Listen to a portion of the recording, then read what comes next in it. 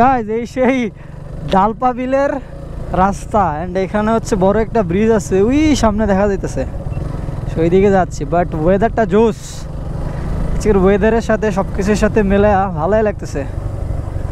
So এখানে একটা চাচা বললো নতুন রোড করছে, সো বিলের মাঝখান দিয়ে রোড, সুনামগঞ্জের মতো।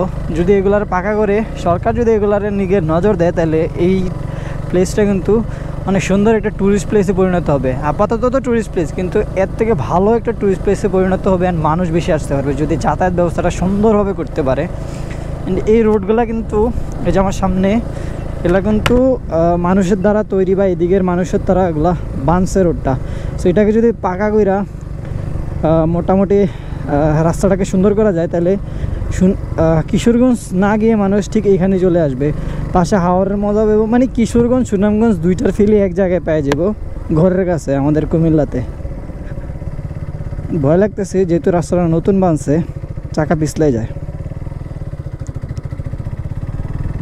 কিন্তু আপনি এটা বলতে পারবেন না যে এখানে আইসা ওয়েদারটা আপনার কাছে ভালো লাগে নাই। ডেফিনেটলি ভালো লাগবে।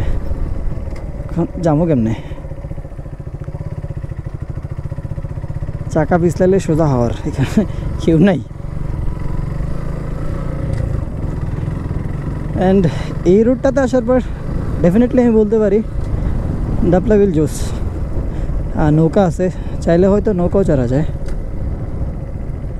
অ্যান্ড ওইখানে একটা দেখো ইয়ে আছে,